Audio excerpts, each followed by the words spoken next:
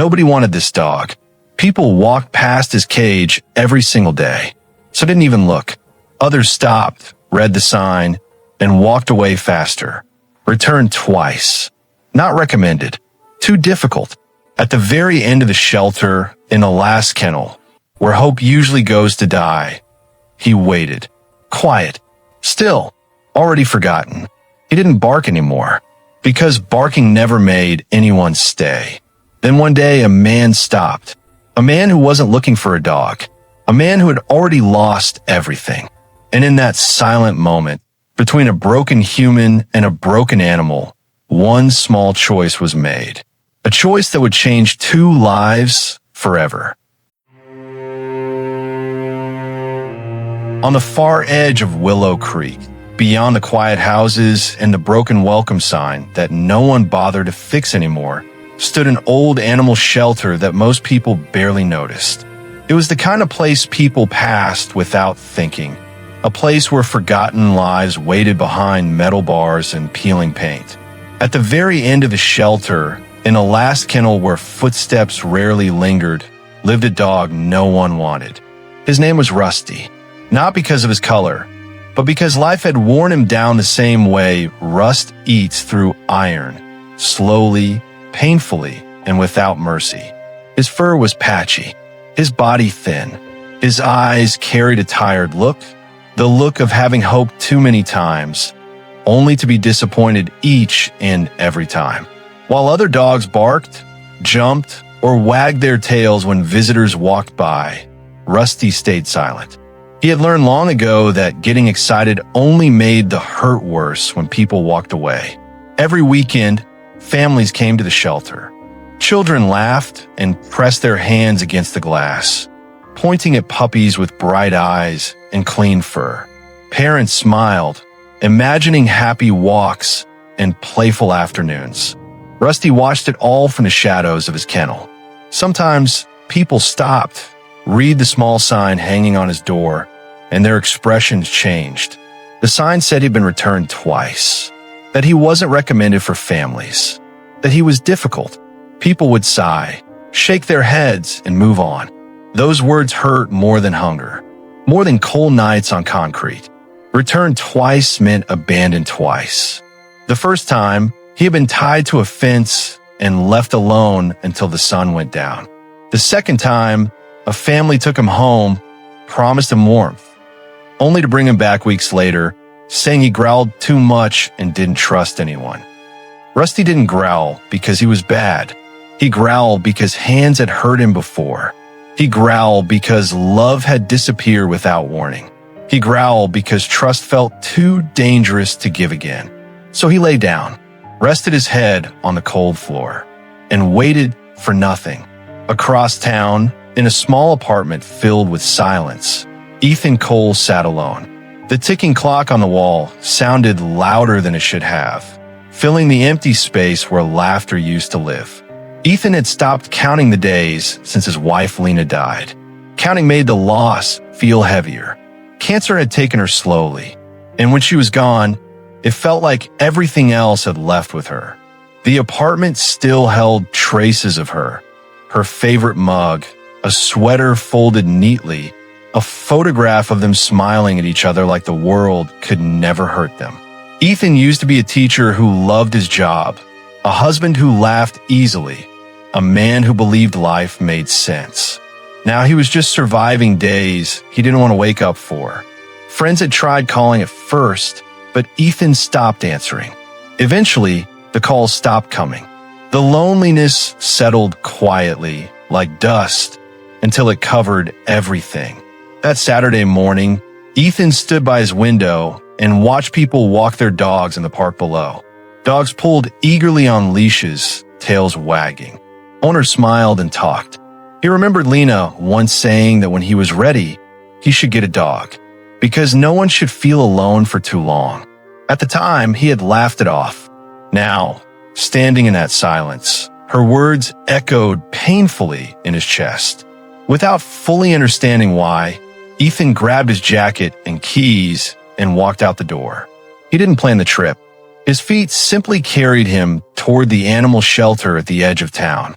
The shelter smelled of disinfectant and damp fur when Ethan walked in. A volunteer greeted him kindly and asked if he was looking for something specific. Ethan shrugged. Just looking, he said. He walked slowly past kennel after kennel, feeling overwhelmed by barking and movement. His chest tightened, and for a moment, he thought about turning around and leaving. Then he reached the end. The last kennel. Rusty lay there quietly, eyes half open, not begging, not expecting. Ethan stopped. Something about that stillness felt painfully familiar. He knelt down slowly, careful not to scare the dog, and whispered a simple, "Hello." Rusty didn't move at first, but his ears twitched. Ethan didn't reach through the bars. He didn't make promises. He just sat there, sharing the silence. Minutes passed. When their eyes finally met, Rusty didn't look away. For the first time in weeks, he allowed himself to see. The volunteer noticed Ethan lingering and approached carefully. She explained that Rusty had been there a long time, that he wasn't easy. Most people didn't want to risk it. He didn't trust humans. He had a difficult past. Ethan listened quietly. Then he asked if he could take Rusty for a walk. The volunteer hesitated, surprised. But eventually, she agreed. Outside, Rusty walked stiffly at first, ready to pull away at any moment. Ethan didn't rush him. He didn't tug the leash. They walked in silence, side by side. Halfway down the path, Rusty's tail moved slightly. Just once, Ethan felt something crack open inside him, something he thought was gone forever. When they returned, the volunteer gently suggested Rusty might not be adoptable. Ethan looked at the dog sitting calmly beside him and shook his head. "No," he said softly. "He's exactly who I'm looking for." People whispered as Ethan filled out the paperwork. They wondered why anyone would choose that dog. When the kennel door opened, Rusty hesitated. Freedom felt dangerous. Ethan crouched down. "It's okay," he whispered.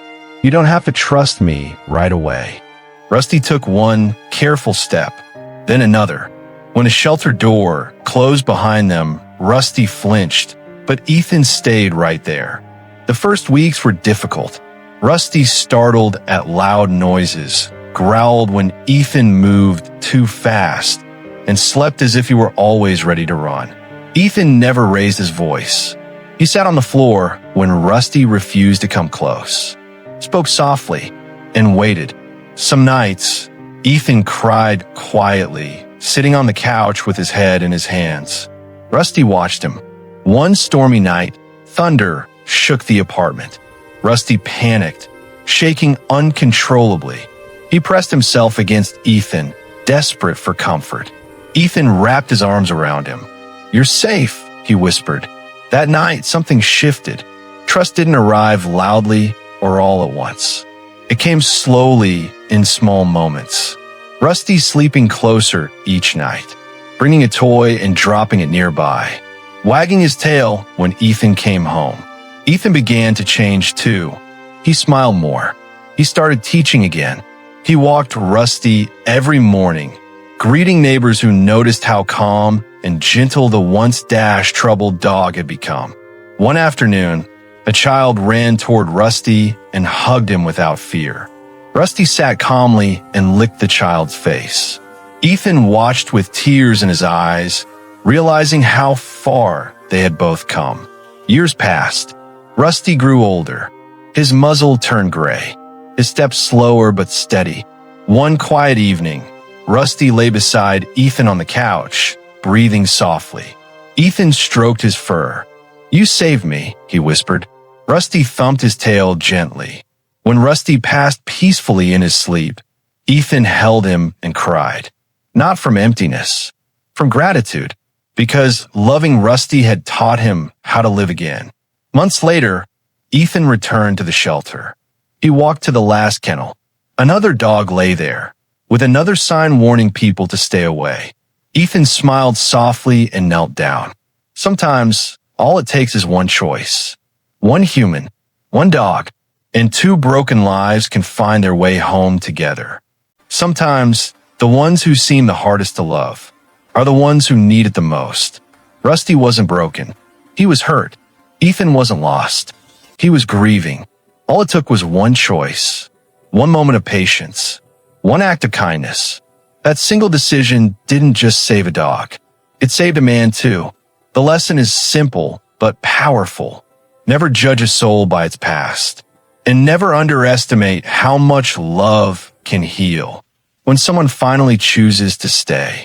If this story touched your heart, please like the video. Subscribe for more stories that remind us compassion still exists in this world. And before you go, share this video with someone who needs hope today, because sometimes one story can be the reason someone chooses kindness.